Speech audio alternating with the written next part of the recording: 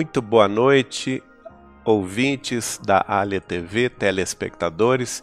Aqui é Geraldo Lemos Neto no programa Saber Espiritismo. É uma honra estar aqui com vocês, transmitindo diretamente neste programa ao vivo do estúdio do portal Saber Espiritismo em Belo Horizonte.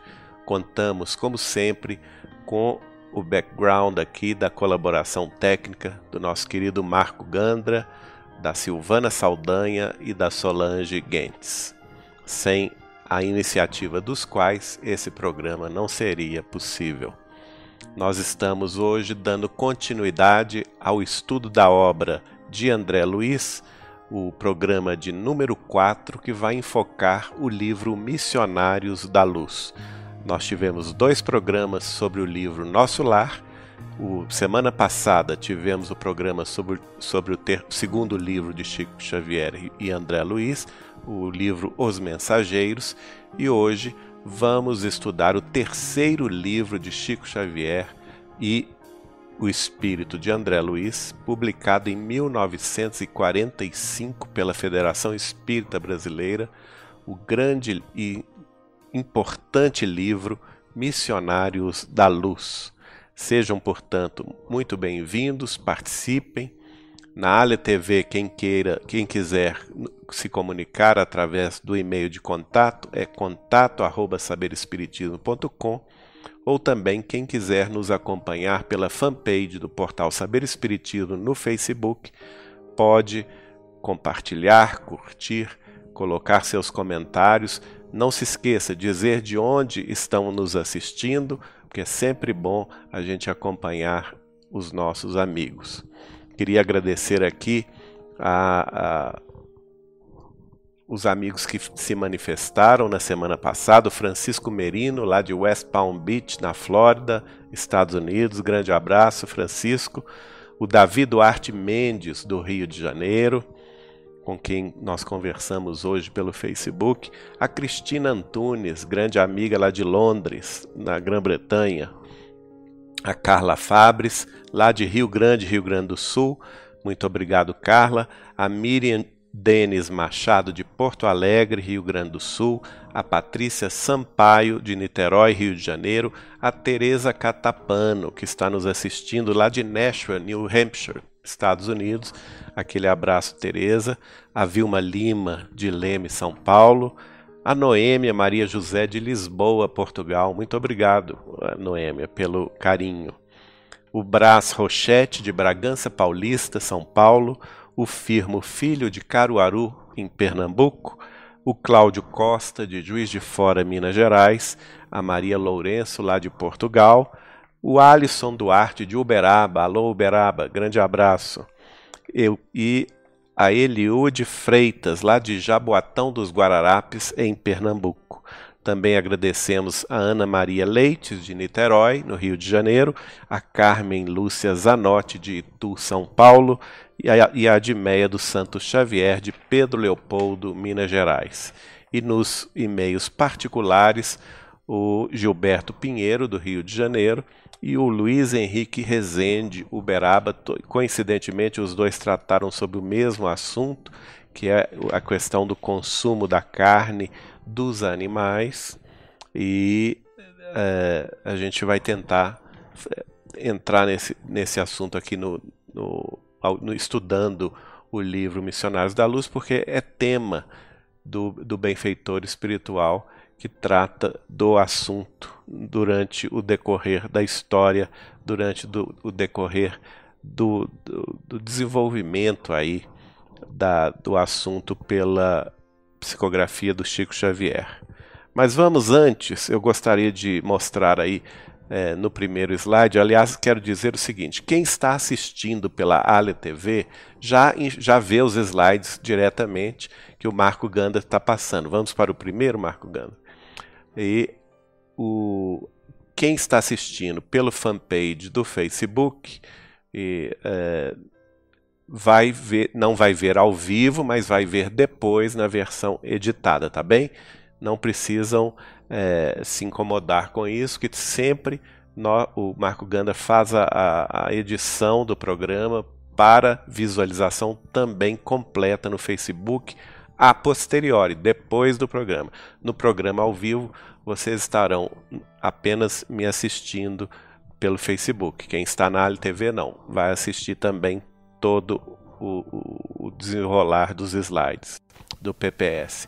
Tem uma frase aí, Marco Ganda, que nós queremos ver, primeiro essa imagem belíssima aí, uma imagem artística, não é, da cidade de Nosso Lar, que foi utilizada no filme, inclusive, Nosso Lar, de mesmo nome. Eu gostaria de começar com essa frase de Emmanuel, que ele diz assim: a vida prossegue além da grande renovação, mostrando que a gente tem que ter o foco na vida futura, não é? A grande renovação é a morte do corpo físico, é apenas um instante. Passando para o slide seguinte, vamos ver a cidade de Nosso Lar mais próxima e também a frase que nós destacamos: aprendemos hoje que a vida se espraia triunfante em todos os domínios universais do sem fim. É bem significativa esta frase, nos mostrando a continuidade da vida, a imortalidade da alma e que prosseguiremos além. Bom, agora vamos entrar, propriamente dito, no estudo da obra Missionários da Luz. No dia 1º de novembro de 1944, Chico Xavier começa a psicografar o livro Missionários da Luz, sob a coordenação de Emmanuel, Neio Lúcio e o mensageiro, que foi o espírito de André Luiz. E ele vai escrever no culto do lar da família Joviano, lá na Fazenda Modelo, em Pedro Leopoldo, uma psicografia de Emmanuel nesse dia, dizendo assim: cada página de André Luiz tem de ser muito estudada para observarmos até que ponto podemos ser úteis nesses adiantamentos da verdade. Daí a necessidade de vagar e maturação de cada raciocínio. André Luiz é o autor efetivo dos serviços, mas há que obedecer a outros que nos dirigem e que desejam com justiça saber o que estamos fazendo com os ensinamentos que nos dão. Ele faz aqui, Emmanuel está fazendo uma clara referência aos outros espíritos que dirigiram a tarefa, que dirigiam naquela ocasião a tarefa da revelação. Como já disse em programas anteriores, Chico Xavier nos afirmou que esses diretores espirituais da espiritualidade maior eram um grupo de 12 sábios da espiritualidade maior. Um deles era o espírito de Sócrates, né? E eles então formataram todo o processo de revelação espiritual e escolheram André Luiz como o espírito mensageiro destas revelações. E cada um dos livros que foram sendo escritos por Chico, antes de serem psicografados, eles eram catalogados, eles distribuíam-se assuntos e eles coordenavam entre si, junto com Emmanuel, com Neio Lúcio, Bezerra de Menezes e o próprio André Luiz, o que deveria ou não ser dito. Nós vamos ver, por exemplo, que na sequência dessa mensagem, Emmanuel nos explica o seguinte: estabelecer a média do que deve ser dito, com as possibilidades gerais de todos aqueles aos quais o trabalho se destina, é serviço que se efetua depois de muitos exames, sugestões, retoques do assunto e várias discussões. Olha só, não foi um trabalho pronto. O espírito de André Luiz não pensou sozinho da cabeça dele o que escrever, correto? Primeiro, foi um trabalho organizado por uma comissão da espiritualidade maior, uma comissão de 12 sábios, que entregou esse trabalho aos amigos coordenados por Emmanuel na vida espiritual, né? E Emmanuel está dizendo que esse trabalho teve muitos exames, sugestões dos espíritos, os espíritos que estavam ali coordenando a tarefa de Chico, o próprio Emmanuel, Bezerra de Menezes, o espírito de Neio Lúcio, que foi um grande benfeitor, Eurípides Barçanufo e o próprio André Luiz, né? Sugestões, retoques de assunto, às vezes uma frase, às vezes um trecho, um período não ficou bom, ou se adiantou muito em relação ao que deveria ser esclarecido à face da Terra, e também, como diz Emmanuel, várias discussões de assuntos. Então, nós podemos enxergar um grupo de trabalho intenso, não é? Um grupo coeso, um grupo responsável de espíritos superiores, espíritos preparados, tarimbados, que estavam ali transmitindo as ideias do mundo espiritual superior para a materialização delas ao nosso conhecimento na face da Terra. Por isso é tão importante o início dessa mensagem, estabelecer a média do que deve ser dito sobre as possibilidades gerais de todos aqueles aos quais o trabalho se destina. Então tudo foi muito medido, não foi um trabalho corrido, nem inoportuno, nem atrabalhoado, não. Foi um trabalho metódico, firme, pensado, calculado no âmbito da revelação espírita. E ele diz assim, é um relato quase da vida dos homens encarnados na esfera dos que se encontram fora da carne, e vice-versa. E as afirmações, portanto, requerem muita medida. Eles não podiam se adiantar demais, né? Tanto é que no slide anterior está lá, são adiantamentos da verdade, mas o adiantamento na medida certa. Eles não podiam nem dizer muito, porque nós não tínhamos capacidade para receber tais revelações, também não podiam dizer pouco ou quase nada, porque também não teria nenhum proveito, tá certo? E no final ele termina dizendo, somos trabalhadores entre maiores espirituais e crianças do entendimento. Indispensável atender a todos, sem ferir a nenhum. Estamos discutindo a melhor maneira de apresentar sua tese relativa à oração. Esperemos. Então, até então, gente, o que nós verificamos é o seguinte. No dia 1º de novembro de 1944, Chico ainda não tinha recebido nenhuma página do livro Missionários da Luz. Tá? Por quê? Porque o livro estava sendo discutido no âmbito do mundo espiritual, com Emmanuel, com André Luiz, com Neio Lúcio, Bezerra de Menezes e a comissão dos 12 sábios da espiritualidade maior, né?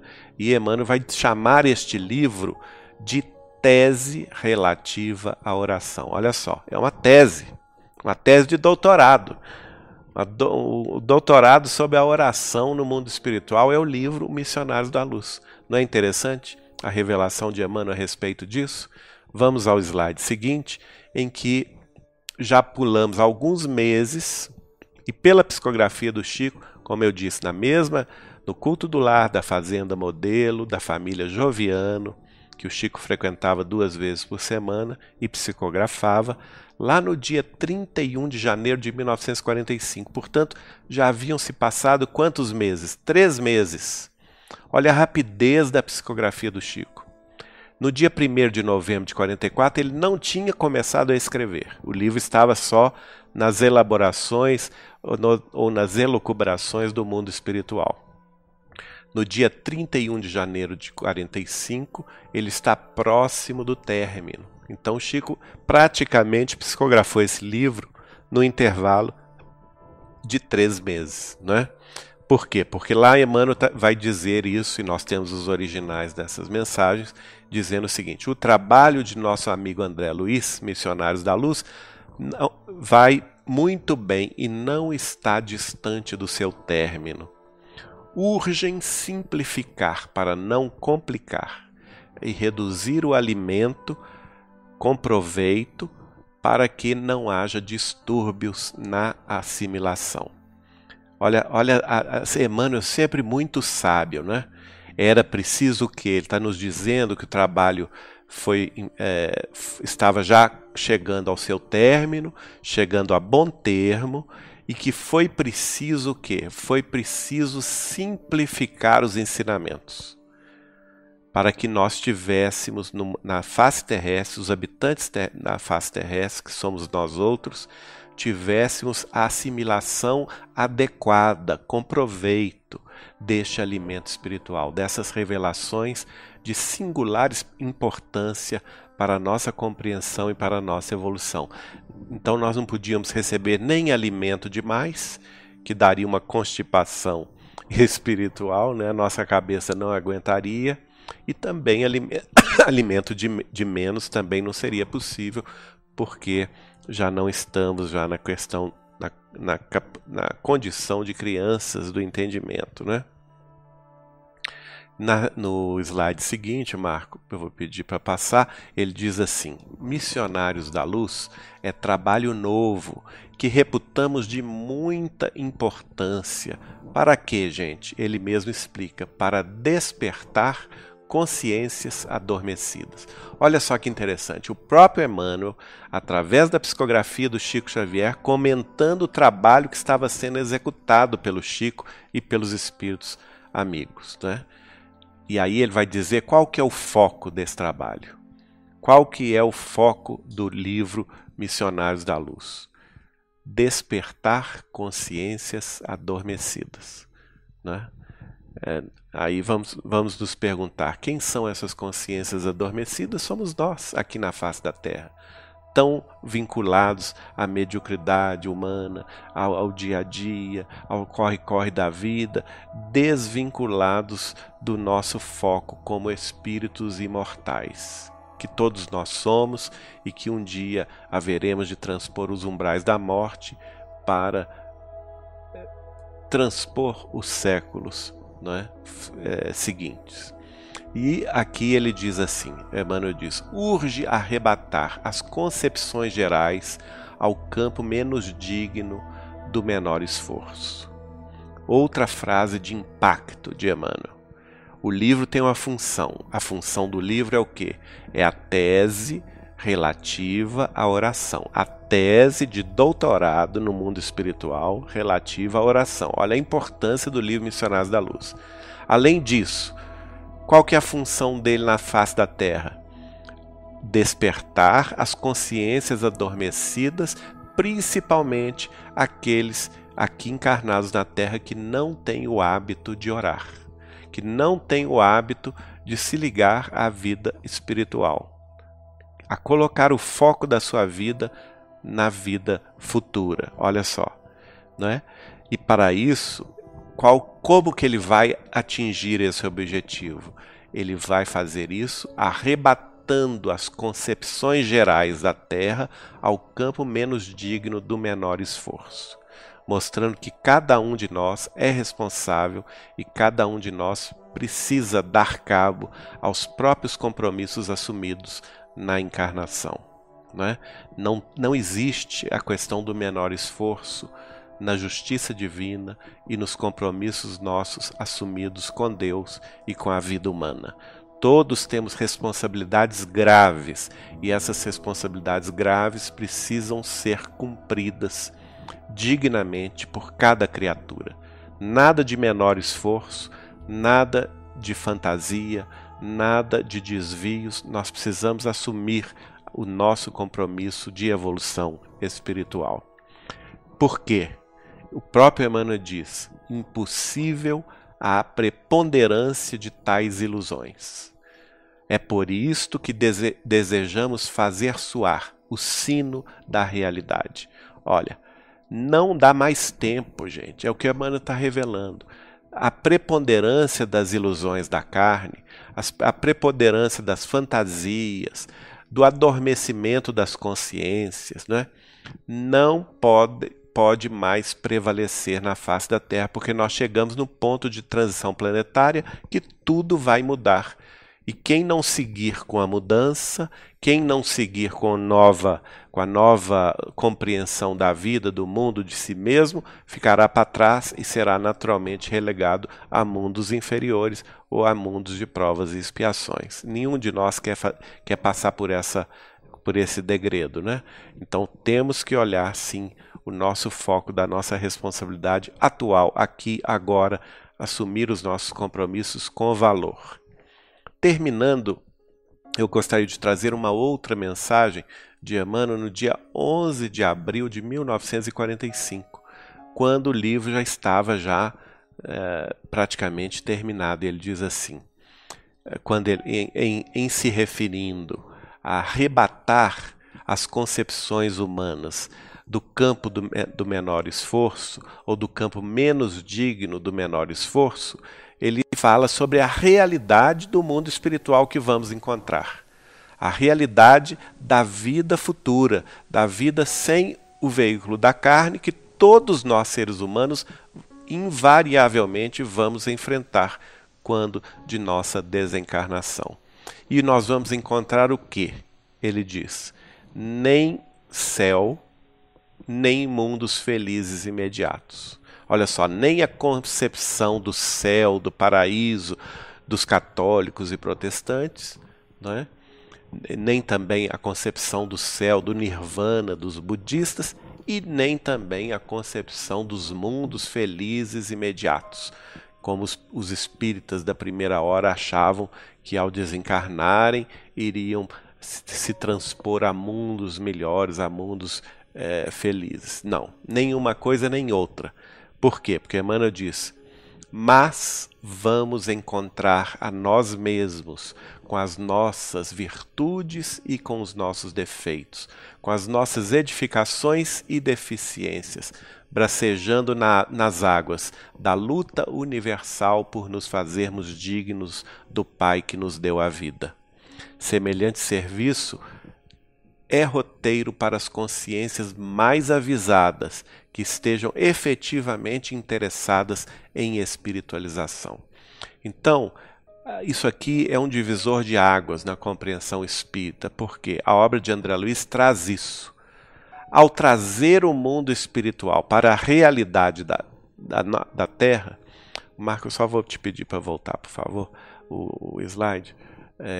Ao trazer o mundo espiritual para a realidade da vida na Terra, mostrar as lutas que prosseguem, não é? Que nós estamos no mundo, depois que desencarnarmos, depois que morrermos, como quiserem se referir a isto, o fato de deixar o corpo físico na Terra e transpor a vida espiritual, nós vamos encontrar a nós mesmos, com os nossos defeitos, com os nossos acertos, com as nossas deficiências e também com as nossas edificações, e vamos nos ocupar delas.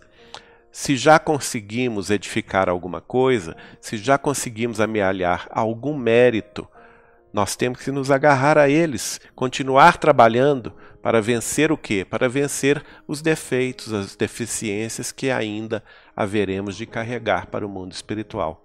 Por isso que isso é importante a gente conhecer antes de desencarnar, não é? Se a gente conhece esse assunto profundamente antes do choque da morte, nós estaremos mais preparados. Por isso que o Emmanuel fala aqui que este assunto, não é, em se referindo, portanto, à revelação do Espírito de André Luiz, e especialmente ao livro Missionários da Luz, é um assunto que interessa as consciências mais avisadas, não é? E aqueles outros que já estejam interessados efetivamente na própria espiritualização. E aí eu pergunto aos nossos amigos, estamos nós nessa condição? Já nos situamos na condição de pessoas mais avisadas espiritualmente? Já nos situamos naquele ponto em que nos reconhecemos efetivamente interessados na própria espiritualização? Cada um responda por si, não é? Porque isso é de foro íntimo. Não cabe aqui, não é nosso papel aqui de ficar julgando ou cobrando de ninguém. Nós temos que, cada um de nós, refletir sobre essas informações de Emmanuel para ajuizar com valor onde é que nos situamos espiritualmente falando. Vamos agora ver uma página que foi escrita por Neio Lúcio no dia 18 de abril de 1945, e ele tá, olha só, é uma data expressiva, né? 18 de abril é o livro espírita, é o dia do livro espírita, todo mundo sabe, o livro dos espíritos foi lançado por Kardec no dia 18 de abril de 1757 e é no dia 18 de abril que Chico Xavier e André Luiz terminam a psicografia do livro Missionários da Luz. E nesse dia, Neio Lúcio vai escrever, através do Chico, dizendo o seguinte: estamos muito satisfeitos com o término do novo esforço de André Luiz, Missionários da Luz. Essas páginas são toques de alarme espiritual, despertando corações e consciências. Olhem como está em sintonia a fala de Neio Lúcio com a fala de Emmanuel anteriormente, não é? Toques de alarme espiritual, despertando corações e consciências. E mais adiante ele diz, mais uma vez corroborando a fala de Emmanuel sobre o trabalho coletivo, ele vai dizer, muitos amigos espirituais prestaram a André Luiz o concurso de que podiam dispor, a fim de que o seu livro fosse terminado e entregue à circulação das ideias renovadoras. Com o tempo, observarão vocês as vivas claridades que jorram dessa fonte, né? Então, mais uma vez, a referência ao trabalho coletivo de muitos amigos espirituais que prestaram a André Luiz valioso concurso para que ele, então, pudesse concluir a obra, concluir a sua mensagem como transmissor, como mensageiro que foi dessas consciências enobrecidas do mundo espiritual superior que queriam transmitir os ensinamentos valiosos que transmitiram através do Chico Xavier, através da psicografia de Chico Xavier. Neio Lúcio ainda vai dizer, com o tempo, com a meditação, com o estudo dos temas deste livro, que nada mais é do que a tese sobre a oração do mundo espiritual superior, nós observaríamos as vivas claridades que jorram dessa fonte. Uma fonte, portanto, que é benéfica, uma fonte que é pura. Seguindo aí para o próximo slide, vamos ver o próprio André Luiz, o próprio Neio Lúcio, fazendo referência ao livro Missionários da Luz como o terceiro degrau. Olha só como ele fala. Nesse mesmo dia 18 de abril de 45, ele escreve através do Chico dizendo o seguinte: as narrativas de nosso lar e os esclarecimentos de Os Mensageiros, quer dizer, os dois primeiros livros, né? Nosso Lar o primeiro, Os Mensageiros em segundo, constituem como que um curso de introdução ao entendimento das atividades do homem além do túmulo, que, em Missionários da Luz, portanto, o terceiro livro que estamos enfocando agora, foram destacadas com muito critério e observações legítimas. Puxa vida, gente, olha só. Neio Lúcio está dizendo que Nosso Lar e Os Mensageiros foram um curso de introdução. Olha só, foram livros introdutórios para que se chegasse a um conhecimento mais profundo acerca da oração e da mediunidade. Mais adiante a gente vai falar sobre isso no livro Missionários da Luz, né? Onde, segundo Neio Lúcio, essas observações foram destacadas com mais critério e com observações mais legítimas, ou seja, mais profundas, né? Se é uma tese, toda tese, como aqui na Terra nós temos isso também, né? Quem estuda primeiro, antes de entrar num doutorado, fazer uma tese de doutorado, vai ter que fazer uma dissertação de mestrado, não é assim? E antes disso tem que passar pelos anos de faculdade, tem que se formar, e antes da faculdade tem que passar pelo banco do ensino médio, do ensino fundamental, tudo tem um degrau. A mesma coisa em relação ao conhecimento sobre a vida espiritual. São degraus que vamos trilhando, que vamos subindo passo a passo à medida que a nossa compreensão se amplia, né? E aqui Neio Lúcio diz que a importância do livro Os Missionários da Luz, porque vai nos dar mais critério e observações mais justas sobre a realidade do mundo espiritual. Ele termina sua mensagem dizendo: vocês observarão que extraordinários caminhos se desenham para o pensamento, abrindo-lhe esferas novas de serviço salvador. Então, muito importante isso. Vamos manter aí um pouco nesse slide, porque eu quero comentar também o seguinte: o livro de Martins Peralva, nosso querido José Martins Peralva, sobrinho, que escreveu um livro estudando o livro Missionários da Luz, e o livro chama-se Estudando a Mediunidade, que foi publicado pela Federação Espírita Brasileira. Um livro belíssimo, né? Quem quiser estudar os dois livros juntos, é muito importante, tanto o livro Missionários da Luz, do André Luiz, quanto o livro que estuda Missionários da Luz, que é o livro Estudando a Mediunidade, de Martins Peralva. Ele vai estudando capítulo a capítulo, observação a observação do espírito de André Luiz, desde também o prefácio de Emmanuel. Então, esse arcabouço todo revelatório que André Luiz escreveu, sendo mensageiro da espiritualidade maior para os nossos esclarecimentos, eles vão ter duas consequências principais, segundo Nélio Lúcio. Primeiro, vão nos dar caminhos extraordinários que se desenham para o nosso pensamento. O nosso pensamento se amplia, o nosso pensamento vai além da mediocridade humana, né? Ele extrapola a partir do momento que vamos tomando mais consciência da vida espiritual, vamos tomando mais consciência da realidade, da continuidade das nossas lutas além túmulo. E isso é importante. Por que também? Porque nos abre novas esferas de serviço salvador. Olha que é fantástico isso, gente. Essa frase é lindíssima.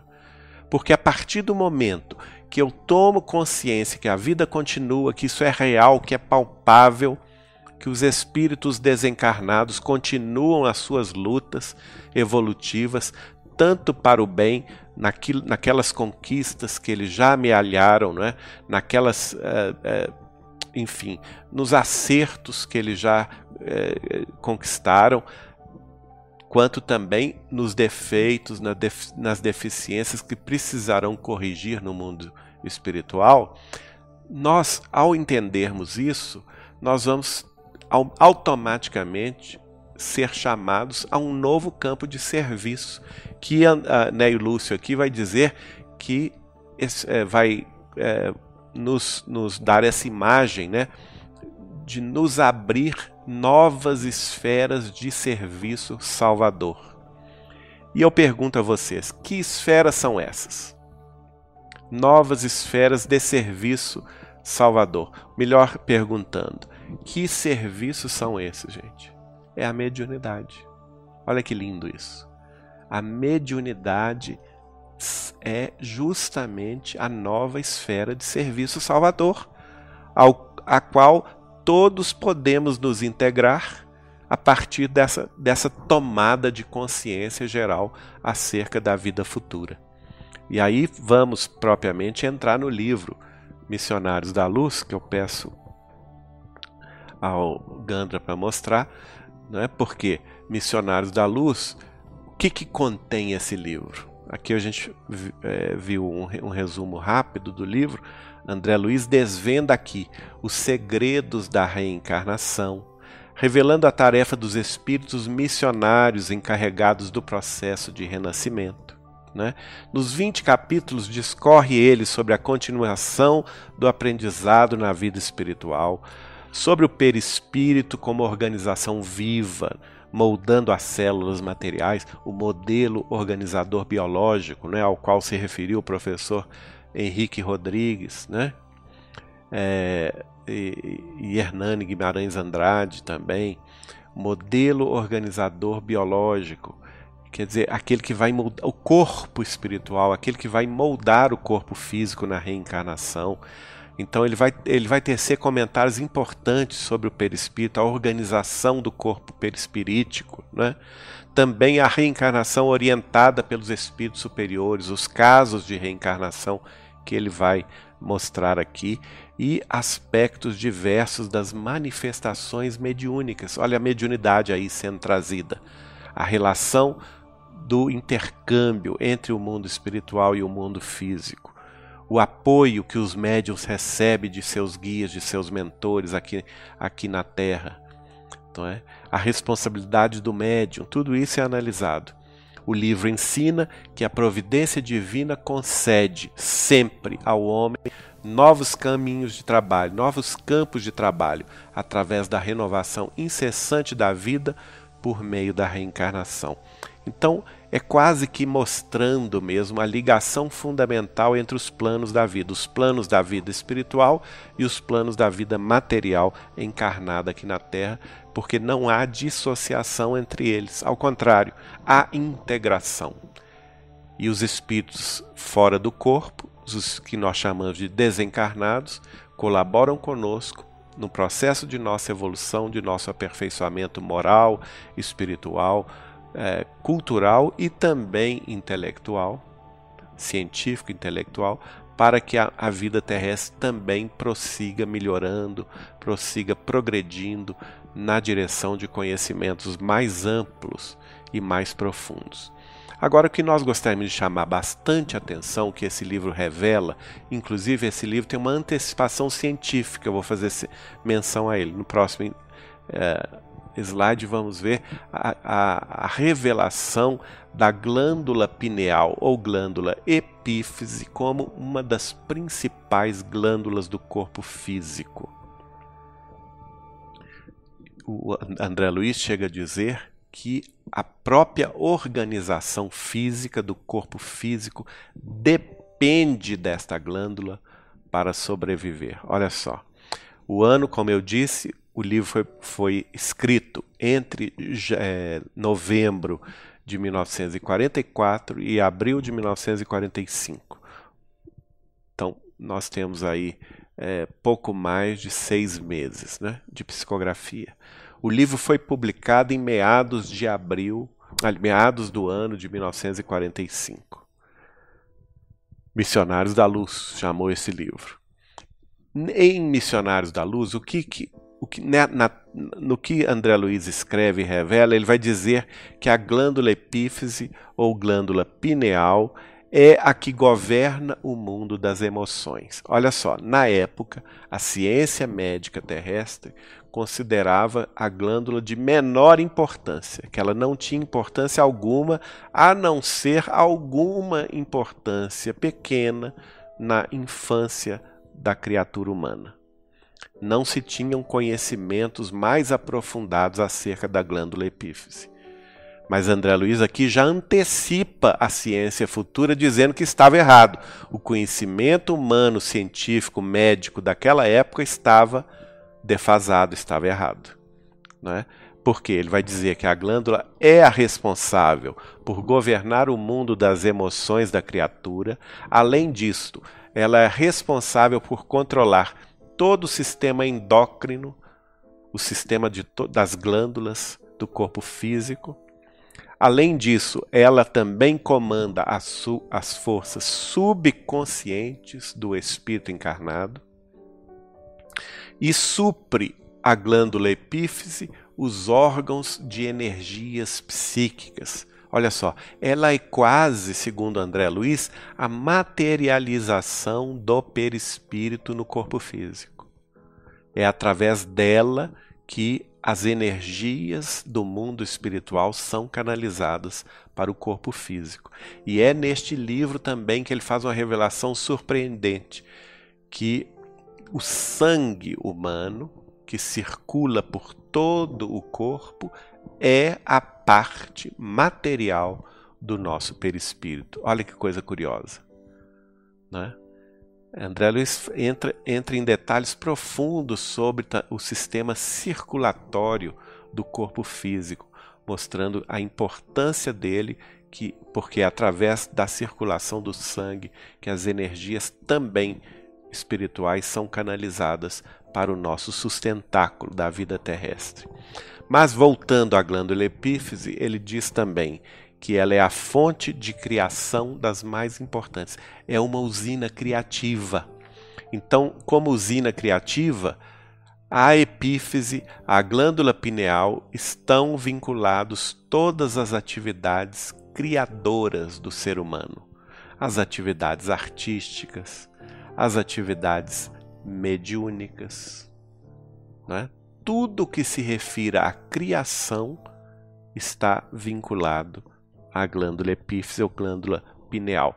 E, portanto, ele vai dizer, concluindo, naturalmente, ele está transmitindo os ensinamentos de um instrutor. Quem que é esse instrutor? O instrutor Alexandre. O instrutor Alexandre, que não é qualquer instrutor não, hein, gente? Ele conhece profundamente a vida mental. Ele conhece profundamente, segundo André Luiz vai relatando para nós, como é a personalidade do instrutor Alexandre. Ele vai nos mostrar que ele conhece profundamente a questão do magnetismo da mente humana, do magnetismo dos corpos humanos, né? Não somente o corpo físico, mas o corpo espiritual, o corpo mental, o corpo causal, o duplo etéreo, enfim.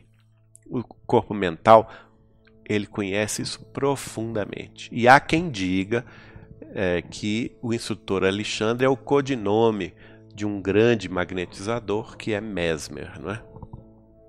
Mas vamos nos ater ao que ele revela. Tudo que ele revela para André Luiz, naturalmente, foi escrito e foi passado depois da peneira, através da psicografia do Chico, vai chegar à conclusão que a glândula epífise ou pineal é a glândula da vida mental do homem. Isso tudo foi escrito entre 44 e 45, publicado em 45. Olha a época, hein, gente? O que em 1945 nos lembra o final da Segunda Grande Guerra Mundial? Olha só, a Europa, Estados Unidos e a Ásia estavam se matando em destruições terríveis, e aqui no Brasil nós estávamos recebendo na Pedro Leopoldo, aqui das Minas Gerais, no coração das Minas Gerais, que é o coração do Brasil, essa obra magnífica que antecipa para os homens muitas informações que mais tarde seriam confirmadas pela ciência. Por exemplo, tudo isso André Luiz escreveu em 45. Em 1958, o médico Aaron... volta aí. O médico Aaron Lerner, da Universidade de Yale, nos Estados Unidos, descobre que na glândula epífise ou pineal é que se produz uma substância chamada melatonina. E a melatonina, ela atua no controle das emoções da criatura humana, especialmente no controle dos ritmos do sono. Olha só, né? Isso vem a posterior. E mais tarde nós vamos ver que o assunto vai sendo estudado. No slide seguinte nós vamos ver que prossegue o instrutor Alexandre dizendo que a epífise é o sentido novo dos seres humanos. É quase engraçado que os antigos hindus, não é? Aqueles, e principalmente os vinculados lá às religiões orientais, tem aquela questão do terceiro olho, não é? O terceiro olho nada mais é do que a glândula epífise. Para exercer seu papel básico na função mediúnica, precisa ligar-se ela a estruturas neurológicas ou implementos sensíveis do cérebro físico capazes de captar a mensagem de forma inconsciente, subliminar ou consciente. Esta é a epífise, a função da epífise ou da glândula pineal, né? É a parte física, são estruturas físicas neurológicas. A gente tem aqui a fotografia. Daqui a pouco vocês vão ver a fotografia da glândula epífise com seus cristais, não é? É a estrutura física que faz a comunicação com com forças psíquicas externas, ou seja, com mentes externas, tanto encarnadas quanto desencarnadas, porque a mediunidade, como nós já estudamos aqui nos programas anteriores, não se restringe à comunicação com seres desencarnados. Existe também a mediunidade entre encarnados, porque mediunidade, tudo se refere ao pensamento. Portanto, o pensamento é a base da mediunidade, a troca de pensamento é um fenômeno comum, corriqueiro entre todos os seres pensantes. Então, onde existirem seres pensantes, existirá o fenômeno da mediunidade, da interconexão mental, pensamental entre os seres que pensam e sentem de forma semelhante. Tá certo? Agora, o corpo físico precisa de uma estrutura para o quê? Para instrumentalizar essa comunicação. E essa estrutura, segundo a revelação de Alexandre no livro Missionários da Luz, é a glândula epífise. Como que acontece o processo? Vamos ver o próximo slide, Marco. Segregando unidades-força, olha só. Como que acontece isso? Segregando unidades-força pode ser comparada à poderosa usina, a glândula pineal, que deve ser aproveitada e controlada no serviço de iluminação, refinamento e benefício da personalidade e não relaxada em gasto excessivo de suprimento psíquico nas emoções de baixa classe. Olha só, ela em si, ela é neutra, não é? Quem vai implementar direção, sentido espiritual, benéfico, produtivo, de crescimento moral, de crescimento ético, de crescimento cultural e também, por que não dizer, espiritual, será a glândula epífise. Agora, quem vai implementar isso é o espírito encarnado. Somos nós mesmos. Nós é que vamos direcionar a força à nossa disposição para o bem ou para o mal. Por quê? Aqui está claro dizendo o seguinte: se a pessoa direciona esta força para o bem, o que acontece? Ela vai ser aproveitada e controlada no serviço de iluminação, refinamento da personalidade e benefício espiritual da personalidade. Por quê? Porque a pessoa vai, por exemplo, se dedicar a uma tarefa criativa, cultural, artística ou no campo espírita cristão, na mediunidade com Jesus. Então é uma condição de iluminação da própria criatura. Mas se ela não caminha nessa direção, nesse sentido do bem, vamos dizer assim, ela pode perder a força dessa usina de força, relaxando-a em gastos excessivos de baixo sofrimento psíquico nas emoções que Alexandre chama de emoções de baixa classe, né? Então, qual a conclusão que o livro nos apresenta? No próximo slide está aqui. É o sentido novo dos homens. A glândula epífise e pineal é o novo sentido, é o sexto sentido. Aquele famoso sexto sentido que os cinemas e os programas e os pesquisadores tanto buscam, não é? Os iluminados de todos os tempos do Oriente, não é? Classificando como o terceiro olho, é a glândula epífise. No exercício mediúnico de qualquer modalidade, a epífise desempenha o papel mais importante. Ela tem um papel central. Através de suas forças equilibradas, a mente humana intensifica o poder de emissão e recepção dos raios peculiares à nossa esfera espiritual. É nela, na glândula epífise, que reside o sentido novo dos homens. Portanto, entretanto, na grande maioria deles, a potência divina dorme embrionária. Isso é o instrutor Alexandre explicando para o André Luiz. A maioria dos homens aqui encarnados na Terra, homens e mulheres, naturalmente, seres humanos viventes na face da Terra, estão tão preocupados com corre-corre da vida, com a mediocridade da vida humana, não é? Em prover a própria família, em trabalhar e se divertir, e não passam disto. É a grande maioria, a grande massa, e infelizmente essa grande massa não está dando sentido a esse sexto sentido, esse sentido novo dos seres humanos.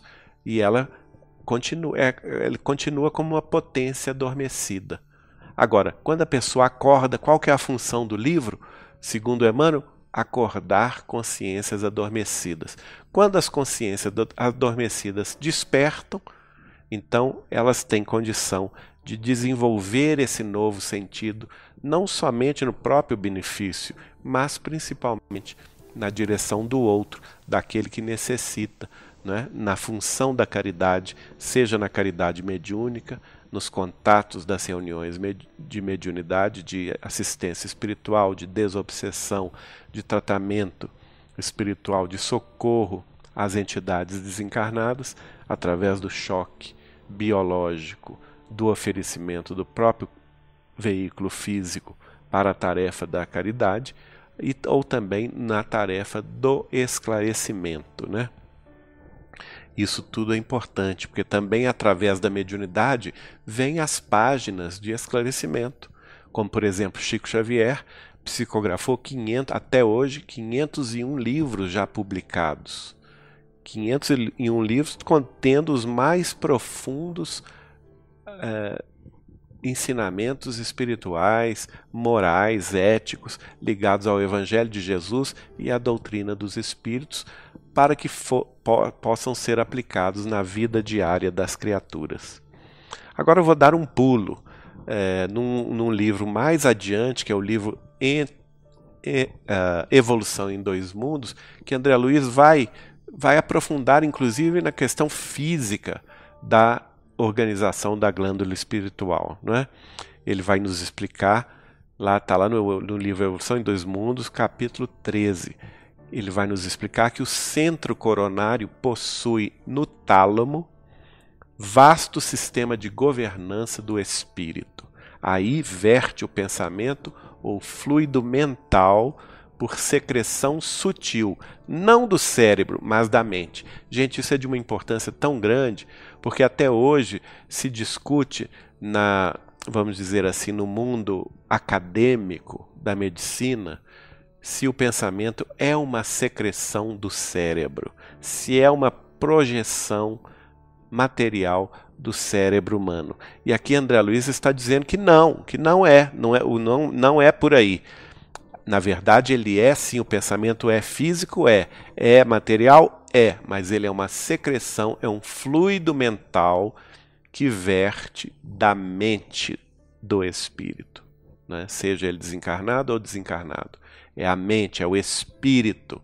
E no corpo físico, esse fluido mental, o pensamento vai se manifestar no centro coronário, através do tálamo, que é o vasto sistema de governança do espírito, não é? E especialmente no tálamo vai se concentrar na glândula epífise. Aqui vemos a fotografia da glândula epífise, viu? O Marco passa aí para nós. É uma fotografia naturalmente com microscópio. Aí, tá vendo essas bolinhas aí que aparecem? São estruturas da glândula epífise. Então, muito importante, uma glândula que era desconsiderada. Agora, rapidamente, nós vamos recuperar o tempo. Nós demoramos um pouco a começar por problemas técnicos, mas acho importante a gente terminar aí mais 5 minutinhos para a gente classificar a questão da mediunidade, que é um foco principal desse livro. No próximo slide, e aqui vai o nosso estudo em relação àqueles que são médiuns principiantes ou aqueles que nem começaram ainda na mediunidade. E aqui no livro, André Luiz vai nos mostrar, pelo esclarecimento de Alexandre, quais são os sintomas da mediunidade. Então depende do tipo, né? Obviamente, de mediunidade. Mas um sintoma, se a pessoa tem ou não mediunidade, pode ser, por exemplo, choro inexplicável. A pessoa chora sem parar, por nenhum motivo. A sonolência sem motivo também é um sintoma de mediunidade. A pessoa abre a boca, começa a dormir, né? Dores sem diagnóstico, né? Recentemente nós recebemos um apelo comovente de uma mãe com filha no Rio de Janeiro. Ambas sentem dores pelo corpo inteiro e não sabem. Já foram em todos os médicos e não acham uma solução para o problema. Isso é sintoma de mediunidade, viu? Segundo André Luiz. Mau humor constante, irritabilidade. Então são sintomas de mediunidade que precisam ser tratados. Precisam ser tratados através do conhecimento espírita cristão, não é? Aliás, Bezerra de Menezes, lá no século XIX, já escreveu que a maioria das doenças mentais, a maioria do que se chamava na época doenças mentais e que lotavam os sanatórios, os hospícios do Brasil e do mundo inteiro, nada mais eram do que mediunidade ignorada, não é? No slide seguinte, nós vamos fazer as considerações sobre as repercussões orgânicas ignoradas da mediunidade. Então a pessoa tem mediunidade, não trabalha com esses fluidos, com essas energias psíquicas ordenadamente orientadas para o bem, é natural que elas venham a ter isto aqui que nós vamos considerar, que são as repercussões da mediunidade parada, da água parada. Vou fazer um exemplo. A poça d'água é água parada. O que acontece com a poça d'água? Começa a apodrecer, começa a aparecer lodo, não é? A água não está em movimento, a água não serve para ser consumida, ela fica tóxica. A mesma coisa a mediunidade sem função. A mediunidade que não está a serviço do bem. Fica parada, essa energia parada, e começa a trazer distúrbios para a criatura humana. Aqui, a doutora Marlene Nobre, que fez essa classificação para nós, vai nos dizer o seguinte: quais são as repercussões orgânicas ignoradas da mediunidade? Nós temos 3 tipos de repercussões e todas elas são perigosas para nós. A primeira, que é menos grave, ela chama de distúrbios da alimentação. Tudo isso baseado na obra de André Luiz. Distúrbios da alimentação, como por exemplo a bulimia e a anorexia. Olha só, bulimia e anorexia são distúrbios de alimentação causados por mediunidade ignorada. Distúrbios do sono, quanta gente tem insônia, quanta gente não consegue dormir, não é? Ou então o contrário, a pessoa tem um sono exagerado, se deixar ela dorme o dia inteiro. Isso também é distúrbio mediúnico. Distúrbio do sono, segundo André Luiz, é também uma repercussão da mediunidade ignorada. A insônia, o sono exagerado, um tipo de manifestação que os espíritas, nós espíritas, chamamos de sonambulismo. A pessoa se levanta da cama, anda pela casa, fala, conversa, mas não se lembra de nada. O bruxismo, que é a constante fricção dos maxilares e os dentes se batendo, não é?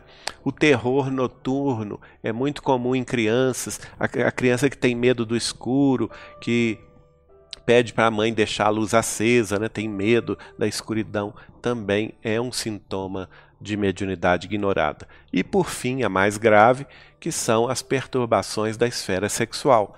A pessoa, por exemplo, que tem um apetite sexual sem limites, não é? Um furor sexual. Quer transar várias vezes com vários parceiros, várias parceiras, e nunca está satisfeita. Isso também é um sintoma infeliz de mediunidade ignorada que precisa ser tratada. Tratado como? Qual que é o remédio que a doutrina espírita nos dá? Evangelho de Jesus e serviço mediúnico no bem. Tá certo? Desculpando aí com os nossos amigos por nos estendermos um pouco mais. Na semana que vem vamos continuar estudando a obra de André Luiz, Vamos falar um pouquinho sobre o que deixamos de falar do livro Obreiros da Vida Eterna e vamos, aliás, o livro Os Mensageiros, desculpem, e vamos entrar no livro Obreiros da Vida Eterna, que é um livro belíssimo. Se o livro Missionários da Luz nos explica, por exemplo, a reencarnação, o processo da reencarnação, a mediunidade, o livro Obreiros da Vida Eterna vai nos explicar outro processo, o processo da desencarnação, a desvinculação do espírito humano do corpo físico já doente e a partida para o mundo espiritual. Tá bem? Eu agradeço a paciência e a presença de vocês. Estejam conosco, compartilhem, coloquem suas dúvidas, suas observações. Também aqueles que queiram nos acrescentar com suas informações, estejam à vontade no e-mail da Ale TV, contato@saberespiritismo.com, ou aqui na fanpage também do Facebook do Portal Saber Espiritismo, dizendo sempre, não se esquecendo de dizer sempre, de onde estão nos assistindo. Tenham todos uma boa noite nas bênçãos de Jesus, hoje e sempre. E até a semana que vem.